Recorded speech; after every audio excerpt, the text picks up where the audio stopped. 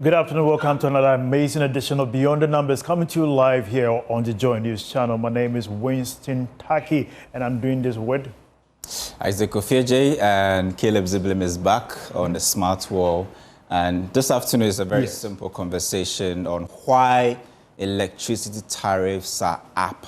Because, almost all the economic indicators we consider before prices or tariffs are actually adjusted are looking in a positive direction. So this afternoon we want to find answers to a very simple question: why tariffs are actually up. And I will look to Caleb Ziblim, who has all the data on the current updates from the PRC.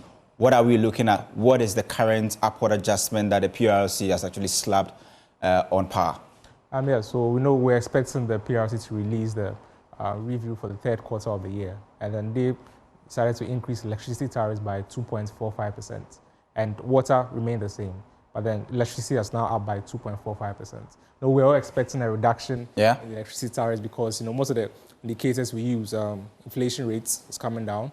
The exchange rate, which is the major one, has come down by almost 5 cedis, which is significant. And then also the cost of natural gas for the market has also come down a bit. So we're expecting these indicators to shift us to a reduction in electricity prices as we've seen before. But then that wasn't the case. They decided to increase it up by 2.45% because of some new factors that we'll get into later. But then the update is that from today, I think from today, you'll be paying 2.45% higher in your electricity tariff. But we'll try and possibly make sense of this 2.45% increase in the electricity. But we have a guest, Winston, and we have a guest from PRC who will be joining us to analyze this latest update that we are getting. Yeah, we'll definitely be speaking to him shortly on that development. And we already have seen for quite some time now how the inflation has been dropping. Certainly a reflection in this utility tariff calculation, as well as a producer price inflation. Many have said we've seen a 8% drop, basis point drop in that, because we're assessing the ordinary price of commodities in the market and how subsequent reflection in terms of companies and industries have to pay in the cost of production, especially when power is needed for industrial projects and processes. Well, before tariffs will either go up or down or stay the same, usually there are certain factors that PRC will look at. But the biggest burden that we all know, and is currently possibly forcing government to consider an upward revision, has been that figure on the big wall, which is the 29.2 billion Ghana cedis in terms of ESLA inflows as a result of some of the shortfalls we've seen. This is the sector that's supposed to help the energy sector. But we know that over the years, the inflows from ESLA hasn't really helped the economy. And if you look at the shortfalls that we are paying as a country, many have said that that could be the reason why. For this figure is the main thing. The amount the government's actually spending to buy liquid fuel or fuel to power the thermal plant. And we have spoken about this and said that looking at the current mix of our energy sector, it's a big national security threat, because you have about 70% being thermal, which means that at every point in time, you need money to buy liquid fuel.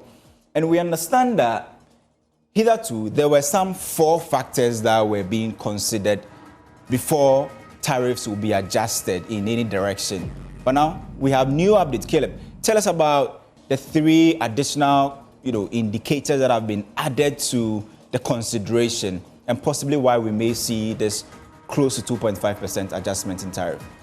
So the major difference we are seeing now is that the PRC has decided to add on the cost of liquid fuels into the tariff build-up. And if you recall, when the Finance Ministry and the Energy Ministry went to Parliament under the certificate of urgency to introduce the additional 1 cedi per litre of fuel, they said that if they slap on the cost of liquid fuels into the tariff structure, we'll have a 50% increment in the cost of tariffs for Ghanaians, which is, nobody wants to do that. Exactly. A new government, you don't want to come and increase tariffs by 50%. We are doing 2%, so we're already having this conversation. So the idea was that, okay, let's put it on fuel. On fuel. 1 cedi on fuel to prevent customers. Yeah, so the export price of fuel. Exactly. To prevent the consumers from feeling it with electricity tariffs. But now they've decided to include part of it in the tariff structure. So now, according to the PRC, 27% of total liquid fuel purchases is now part of the tariff structure. So if you had 100% of it in the tariff structure, we would have a 50% increment in the tariff structure. But they decided to do 27%, and we are seeing a 2.85%. Well, interesting, Winston. You take us through the factors. I mean, there were 4 factors, but PRC has actually updated this template, and now we are seeing 7. Walk us through the first 4 and how these may have affected the close to 2.5% adjustments we are seeing in electricity tariffs. The city has been performing incredibly well since 2025, and that has been attributed to a lot of factors, intersection externally and domestically. One thing that is quite possible is whether we'll experience it in tariff reduction. That was the key expectation, because every household has a propensity to buy power and they need water. The aspect of water, we have not seen increment because they maintain it, citing the conditions that Ghanaians will have to have relief subsequently. But with the dollar CD appreciation, there's something that they took into consideration during the calculation, using the 10 cedi 39 pesos consideration, especially the range. Yeah. And we already have seen inflation dropping astronomically consecutively. Just last month, we saw it 18.4% inflation.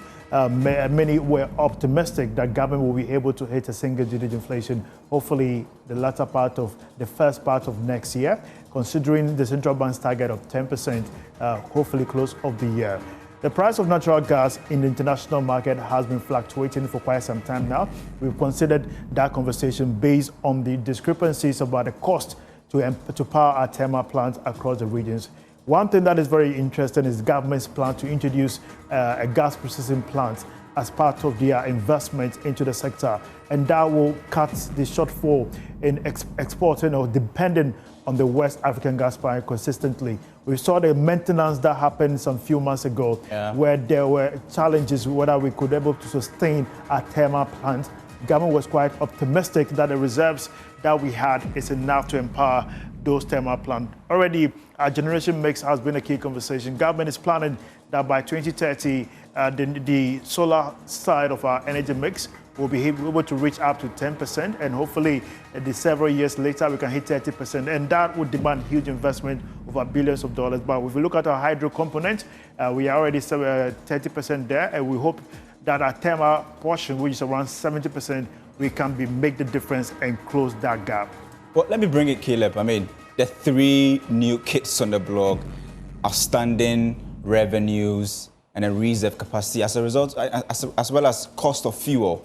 What more do we know about these 3 new consideration of factors being considered in the build-up of tariffs that, I mean, PRC just put out, Caleb? So this is the first time we are seeing the outstanding revenue as part of the cost build-up. It's about almost 500 million Ghana cedis. I'm not sure where it's coming from and whether it's the entire power sector or just a few players in the industry. But then this is now being added as part of the tariff build-up. Then reserve capacity. You know, if you listen to the energy minister, John Jinapor, he's always saying that we are producing what we are consuming now, which means there's no excess capacity in the country. So if a plant were to go off or there was maybe a fuel supply shortfall in a particular plant, there will have to be doom so, or there will have to be some load shedding here and there. So I think PRC and the Energy Ministry is now trying to build up our excess capacity so that if there's any problem with our generation, one of the plants or anything down, they can rely on this extra capacity. And you know, with extra capacity, you have to pay for that. Yeah. Even though you are not using it, you have to pay for it. So I think the Energy Ministry is trying to also build up our buffers to ensure that there's always reliable supply of energy. And then the elephant in the room is cost of fuel. Prior to this, where natural gas was always priced in, because that's what we are supposed to be using, natural gas. But then because of gas supply shortfalls and all of that, we are now using heavy fuel, light fuel, and then HFO. So this is the main part. And to me, this is why the tariffs have gone up by 2.45%, because of the cost of fuel component has been added. And you all know my opinion on this, that I do not, the 1 cedi levy on diesel, on fuel and petrol should not have been introduced, because we have some structural issues that needs to be fixed in the energy sector. So I don't know why we are trying to bring the extra revenue here and there, but the justification is that from the PRC, they are implementing 27% of the cost of fuel products into the energy sector. So we'll pay for that. Do we have PRC on? All right. Well, I mean, let's look at, the categories and then also the brackets, right? This is supposed to be across board. And in fact, if you look at this is what we know in terms of the factors that were actually applicable, indicators that are actually applicable.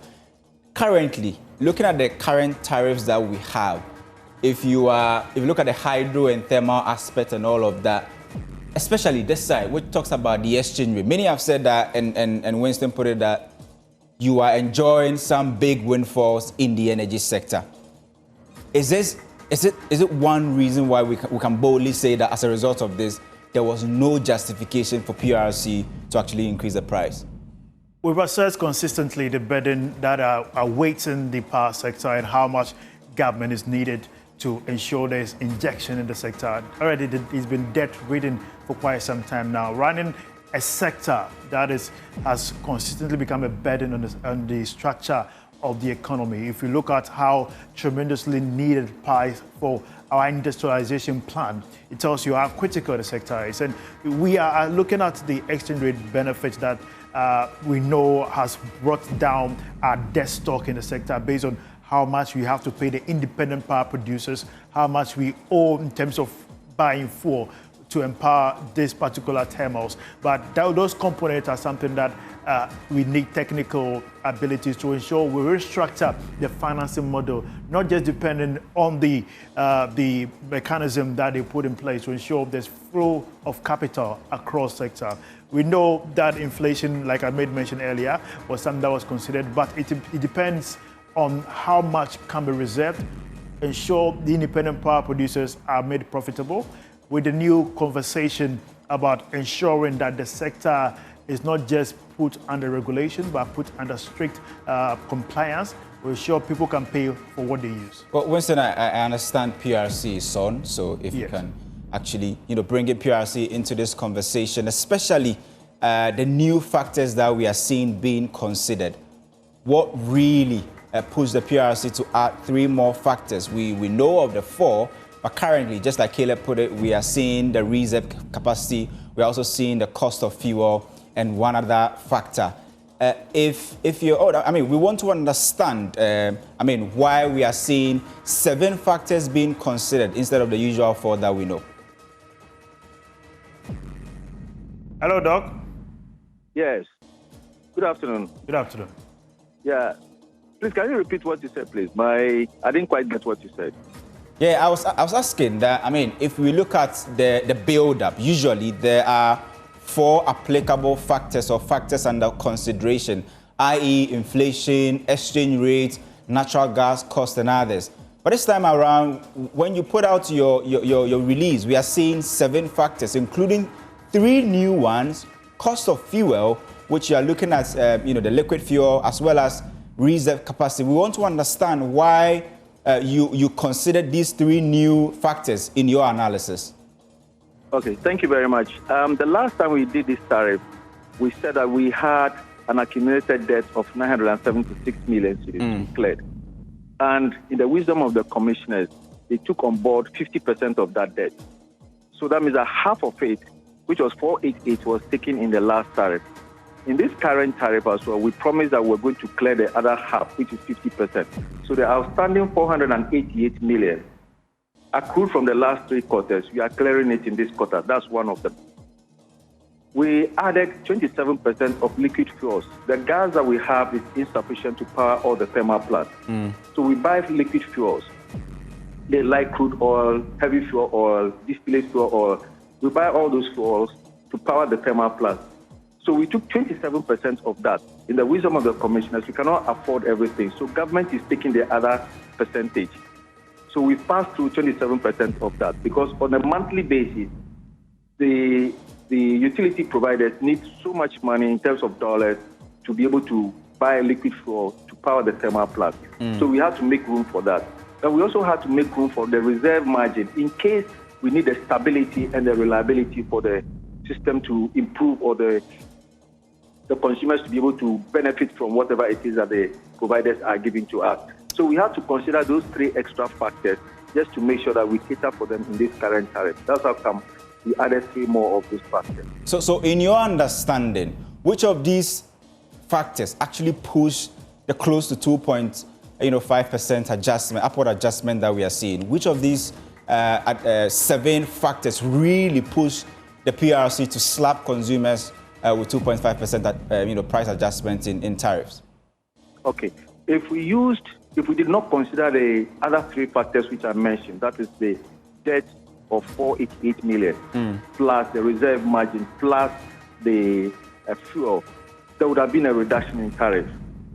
However, because we considered this one, if you consider this extra 3 factors, the one which really pushed the tariff into the 2.45 is the extra debt of 488 million. Now we want to understand this debt, the almost 500 million cedis. Is it a debt owed by the energy sector as a whole or PRC's debt? No, it's when the debt that when we do the tariffs from our end, whatever that the government asks, we do not include it to this one. But from our end, the debt that was outstanding was 976 million from the previous quarters. And this debt started from 2024, not 2025. So it rolled over into the 2025, which we took 50% off. And the other 50% we said we were going to take care of in the subsequent tariffs, which we have done now.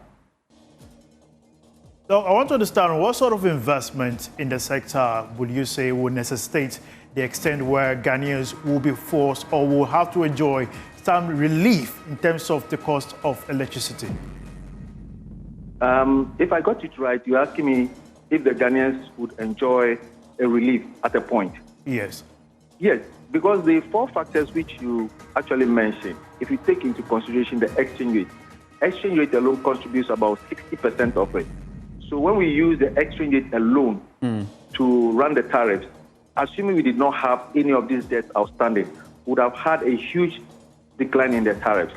However, because of this debt, so going forward, if we don't have any of these debts, and we're able to take care of the fuel, a little bit of or portions of the fuel, and government also takes portions of the fuel up, we should be experiencing some decline in the tariffs based on the 4 factors, especially the exchange rate. Assuming you have the cedi still being strengthened against the dollar, because what the rate we used was 10 cedis, 30 pesos to the dollar. The last time around, we used 15 cedis, 69 pesos. So you can see there's a huge drop in terms of the exchange rate. So if we still have a stable exchange rate with the cedi appreciating steadily against the dollar and the inflation rate also dropping, we are likely to see some relief to customers. Mind you, this year is a major tariff year for the Commission. So the Commission will be undertaking a major tariff this year. And in doing a major tariff, we take on board both operational expenses and capital expenses. So all of this will come to play when we are doing the major tariff, and that will tell us exactly where the tariff will be in the next few months. Okay, Doc. So if you look at the 2024 budget, you see that the major tariff review that you just highlighted, there are going to be additional components into the tariff build-up. So does all of this lie on exchange rates? If the cedi does not perform better or doesn't maintain its course, does it mean that there's going to be a significant increment in the energy tariffs? There are other factors which are taken on board. We don't just look at just the exchange rate. Obviously, we look at the exchange rate, which is a major contributory factor. But government also steps in with grants.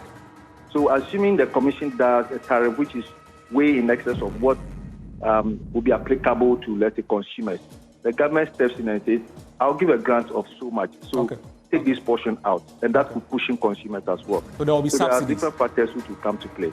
Doc, in terms of the water tariff, you indicated a freeze on it in your report. Was it a political decision or a technical consideration? For a 0% water tariffs? Yes. Or is it just a technical thing? We did the tariffs, and if we consider just the chemical cost and the exchange rate, there would have been a decrease in tariffs. However, electricity cost is a pass-through cost for water. For water production, electricity cost is a pass-through cost. So if you apply the electricity charge to water production, even though the tariffs of water have gone down, he brought it up again because of the electricity charge. It evened out the decrease in the tariffs. So that's what brought it back to the zero.